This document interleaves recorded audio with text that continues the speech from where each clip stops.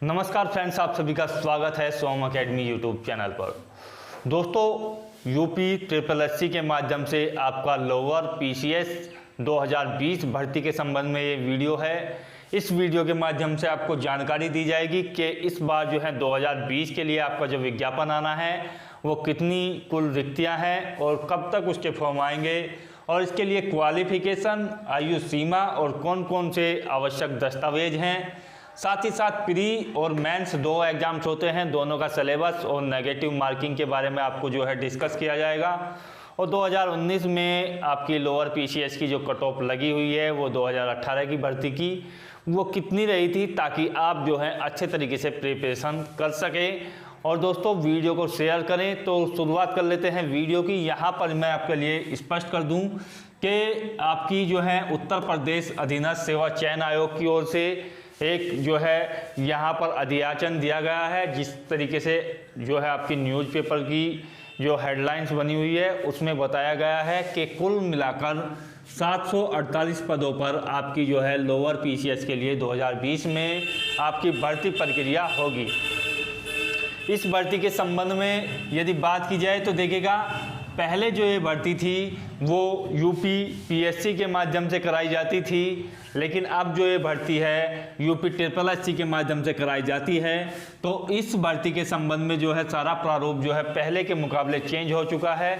और यहाँ पर यदि आपके लिए बताया जाए कि फॉर्म आपके कब तक आने की संभावना है, तो जिस तरीके से अधियाचन जो है आयोग को भेजा गया है उसमें जो है नियुक्तियां भेजी गई हैं कि कितनी नियुक्तियां हमारे यहाँ पर उत्तर प्रदेश के अंदर खाली हैं। तो कुल मिलाकर 11 प्रकार की 11 टाइप्स की ये जॉब होती है, 11 प्रकार के इसमें पद होते हैं। और कुल मिलाकर सभी प्रकार के पदों की जो रिक्तियाँ हैं वो लगभग 748 पद हैं, जिसके लिए आपके फॉर्म आने हैं। और ये जो फॉर्म है आपके, ये जैसा कि आयोग की संभावना है कि आपका सितंबर 2020 में आपका जो है फॉर्म भरना शुरू हो जाएगा। और ये जो फॉर्म के लिए है आपको 1 मंथ का टाइम दिया जाएगा। इसके लिए जो है शुल्क रखा जाता है जनरल और ओबीसी के लिए 180 रुपये का, बाकी कैटेगरी के लिए जो है 25 रुपये का शुल्क रखा जाता है। यदि बात की जाए इसकी क्वालिफिकेशन के बारे में तो देखिएगा, इसके लिए यदि आप जो है आवेदन करना चाहते हैं तो आपके पास जो है ग्रेजुएशन होना चाहिए। ग्रेजुएशन आप किसी भी सब्जेक्ट में, किसी भी स्ट्रीम में हो, कितने भी आपकी परसेंटेज हो, केवल आपको जो है क्वालिफाई होना चाहिए ग्रेजुएशन में। तो पहली योग्यता ये है। दूसरी जो है एज लिमिट पर आपका काफ़ी निर्भर करता है, क्योंकि यहाँ पर जो है एज लिमिट जो है बहुत ज़्यादा है। तो यहाँ पर मिनिमम जो एज लिमिट है वो आपकी 18 वर्ष है। 18 वर्ष आपकी आयु सीमा होनी चाहिए। जो आपकी फॉर्म निकलता है, यदि सपोज कीजिए 1 सितंबर से आपका फॉर्म निकलता है, तो फॉर्म में आपकी जो है 1 सितंबर को कम से कम आयु 18 वर्ष होनी चाहिए। दूसरी जो है मैक्सिमम आयु की यदि बात की जाए तो मैक्सिमम आयु जो सभी के लिए है वो 40 वर्ष है। इसमें भी प्रत्येक जो कैटेगरी है उसके लिए रिजर्वेशन रखा जाता है। जैसे ओबीसी के लिए ये जो आयु है ये आपकी 43 ईयर्स तक होती है, और एससी या एसटी कैंडिडेट्स के लिए जो आयु है आपकी 45 ईयर्स तक आपकी वैलिड रहती है, अर्थात 45 वर्ष तक भी आपको जो है लिया जा सकता है अधिकतम आयु। और फीमेल कैंडिडेट्स को भी इसमें जो है छूट दी जाती है, और इन लोगों के लिए भी आयु जो है आपकी 45 ईयर्स रखी जाती है। जो महिला आवेदन करना चाहती हैं वो 45 वर्ष तक अधिकतम आयु भी कर सकती हैं, और ग्रेजुएशन पास आपको होना चाहिए। काफ़ी कुछ पद इसमें ऐसे हैं, 2 से 3 पद, जिनके लिए आपको जो है टाइपिंग आपके लिए स्पीड अच्छी होनी चाहिए, 40 वर्ड प्रति मिनट आपकी होनी चाहिए। तो वो जो पद हैं बाकी सभी को छोड़कर 8-9 प्रकार के पद ऐसे हैं जिसमें केवल आपको जो है ग्रेजुएशन होना चाहिए।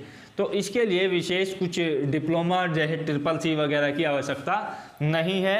कुछ पद ऐसे हैं जिसमें टाइपिंग चाहिएगा और O लेवल का आपका सर्टिफिकेट चाहिएगा। तो 2 या 3 पद होते हैं, उसके लिए ज़्यादा वैकेंसीज भी आपकी नहीं आती हैं। तो आपको ध्यान ये रखना है, केवल आपको ग्रेजुएशन होना चाहिए। मेन डॉक्यूमेंट्स आपके पास यही है। यदि बात करें इसके सिलेबस के बारे में तो सिलेबस इसके लिए जो है बहुत आसान नहीं है, क्योंकि पहले के मुकाबले जैसा कि आपको यूपी पीएससी कराता था उसमें जो था ज़्यादातर क्वेश्चन जो है जनरल नॉलेज से आते थे, लेकिन अब जो है आपका सिलेबस का प्रारूप बदल चुका है। सिलेबस बहुत ज़्यादा ईजी नहीं पड़ता है। यदि बात करें इसके प्री एग्ज़ाम्स के बारे में, तो प्री एग्ज़ाम्स में जो है आप लोगों को क्वालिफाई किया जाता है मेंस एग्ज़ाम्स के लिए। पहले आपकी जो प्री की परीक्षा होगी वो दिसंबर माह में लगभग हो सकती है आपकी, जैसा कि संभावित है। और यहाँ पर आपके लिए जो प्री एग्ज़ाम्स होता है वो 2 घंटे के लिए आपका होता है, केवल एक क्वेश्चन पेपर होता है। और इसमें जो आपका एग्ज़ाम्स होता है उसमें जो है आपके 5 पार्ट पूछे जाते हैं मुख्य रूप से। इसमें आपका सबसे पहला जो पार्ट है वो है आपका जीएस जीके का, जिसमें आपके करंट भी पूछी जाती है और इसके लिए जो है 50 क्वेश्चंस आपसे पूछे जाते हैं। और ये जो 50 क्वेश्चंस हैं ये आपके 100 मार्क्स के आपके होते हैं, तो ये 50 क्वेश्चंस आपको 100 अंक दिला सकते हैं।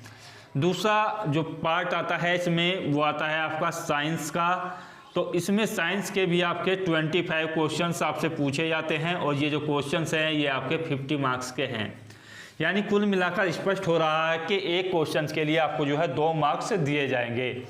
तीसरा जो पार्ट है वो आपके लिए मैथ का है। इसमें जो मैथ से क्वेश्चंस आते हैं वो भी 25 आते हैं और इसके लिए भी आपको जो है 50 मार्क्स दिए जाते हैं। चौथा पार्ट आपके लिए हिंदी का है, तो हिंदी का ज्ञान आपको उत्तर प्रदेश में यदि सफलता प्राप्त करनी है तो आपको होना चाहिए, अच्छा ज्ञान होना चाहिए और 50 अंक यहाँ को आपको हिंदी भी दिला सकती है। यदि 5वें सब्जेक्ट की बात की जाए तो देखिएगा यहाँ पर 5वां जो सब्जेक्ट है वो आता है आपका रीजनिंग का, जिसको आप तर्क शक्ति बोल सकते हैं। यहाँ से आपके 25 क्वेश्चंस और 50 मार्क्स आपके होते हैं। ओवरऑल यदि बात की जाए तो 300 अंकों का आपका जो है क्वेश्चन पेपर होता है और कुल मिलाकर क्वेश्चंस की बात की जाए तो 150 आपसे क्वेश्चंस पूछे जाते हैं। क्योंकि समय आपके लिए जो है केवल 120 मिनट निर्धारित किया गया है और इसमें 120 मिनट में आपको जो है 150 क्वेश्चंस का आंसर देना होता है, तो क्वेश्चन जो है बहुत ज़्यादा कॉम्प्लिकेटिव होते हैं, चाहे आपके रीजनिंग के हों या मैथ के हों। साइंस के भी जो है बहुत बेहतरीन क्वेश्चन पूछे जाते हैं, तो तैयारी आपको बड़े स्तर पर करनी होगी बेहतरीन तरीके से। बड़े बड़े क्वेश्चन जिनमें टाइम एक्सपेंड होता है, इस तरह के क्वेश्चन रीजनिंग में जो है पूछे जाते हैं और काफ़ी ज़्यादा स्टूडेंट्स को परेशान करते हैं। नेगेटिव मार्किंग की यदि बात की जाए तो 1/3 की नेगेटिव मार्किंग इसमें अप्लाई रहती है, अर्थात 3 क्वेश्चंस गलत करने पर, 1 क्वेश्चन सही करने पर भी आपका 4 क्वेश्चंस होने पर आपको 0 मार्क्स दिया जाएगा। तो 1/3 का नेगेटिव मूल्यांकन इसमें लागू रहता है और प्री और मेंस दोनों प्रकार के एग्जाम्स में यह प्रक्रिया आपकी लागू रहेगी। जो कैंडिडेट्स प्री एग्जाम्स को क्वालिफाई कर लेते हैं उसके लिए मैं आपको बताऊंगा, क्योंकि प्री की कट ऑफ आपकी लग चुकी है 2018 वाली भर्ती की, जो 2019 में लगी थी, आपका एग्जाम्स हुआ था, तो वो कितनी रही थी वो भी मैं आपको बताऊंगा। उससे पहले देख लेते हैं मेंस का सिलेबस। जो स्टूडेंट्स प्री को क्वालिफाई करते हैं तो 20 गुना स्टूडेंट्स ऐसे हैं जो वैकेंसीज के 20 गुना स्टूडेंट्स जो है मेंस के लिए चुने जाते हैं। आपके जो मेंस में जो है 20 गुना कैंडिडेट्स आपके बैठते हैं। तो मेंस का जो एग्जाम पैटर्न है वो किस प्रकार से है, तो मेंस में आपका सिलेबस तो लगभग यही रहेगा, लेकिन आपके जो पेपर्स हैं वो आपके 2 हो जाते हैं, 2 पेपर हो जाते हैं, पेपर 1 और पेपर 2। पेपर 1 में आपसे जो पूछा जाता है मेंस के लिए, तो देखेगा यहाँ पर यदि बात की जाए तो आपसे जीके पूछी जाती है। यदि पेपर फर्स्ट की बात की जाए तो आपसे जो है जीके के क्वेश्चन पूछे जाएंगे और यहाँ पर दूसरा जो आपका सब्जेक्ट होगा वो देखेगा साइंस और आपका जो मैथ है उसके क्वेश्चंस आपसे पूछे जाएंगे। तो यहाँ पर कुल मिलाकर दोनों से 150 क्वेश्चंस आपसे पूछे जाएंगे, 300 अंकों के होंगे। इसके लिए मेंस में जो परिवर्तन होता है वो यही होता है कि आपसे जो क्वेश्चंस हैं वो ये पूछे जाते हैं 100 क्वेश्चंस। यहाँ पर 150 क्वेश्चन नहीं होते हैं, 100 क्वेश्चंस होते हैं और ये 200 मार्क्स के आपके पूछे जाते हैं। इसमें से जो है 75 मार्क्स के जो क्वेश्चंस होते हैं, 75 क्वेश्चन जो होते हैं वो जीके से पूछे जाते हैं, 25 क्वेश्चन साइंस और मैथ के होते हैं। तो इस तरीके से कुल मिलाकर 100 क्वेश्चंस आपसे पूछे जाते हैं और इसके लिए जो है आपको 90 मिनट का टाइम दिया जाता है। तो 200 मार्क्स यहाँ से बनते हैं। प्री एग्जाम्स में केवल आपको क्वालिफाई घोषित होना होता है, उसके जो मार्क्स हैं वो कट ऑफ में नहीं जुड़ते हैं। पेपर 2 की यदि बात की जाए तो पेपर 2 में आपसे हिंदी पूछी जाती है और आपसे रीजनिंग पूछी जाती है। तो दोनों के लिए जो है यहाँ पर भी 100 क्वेश्चन आपसे पूछे जाते हैं 200 मार्क्स के। तो ओवरऑल मेंस की बात की जाए तो 400 मार्क्स का आपका जो है मेंस एग्जाम्स होता है, जिसमें से आपकी कट ऑफ बनती है। आपकी जो कट ऑफ थी वो जनरल कैंडिडेट्स के लिए 206 अंक गई थी 300 में से, और ये जो है नेगेटिव के बाद गई थी, और ओबीसी कैंडिडेट्स के लिए भी यही कट ऑफ रही थी। बात करें एससी कैंडिडेट्स के लिए, तो एससी कैंडिडेट्स के लिए जो कट ऑफ थी 185 गज थी और 300 अंकों में से, और एसटी कैंडिडेट्स के लिए जो कट ऑफ थी वो थोड़ा और कम गई थी और 175 तक ये गई थी। तो इस तरीके से ये आपकी कट ऑफ बनी थी 2019 में। आशा करता हूँ वीडियो के माध्यम से बेहतर नॉलेज मिली होगी। यदि अच्छा लगा हो तो शेयर कीजिएगा। मिलते हैं नेक्स्ट वीडियो में। धन्यवाद। जय भारत।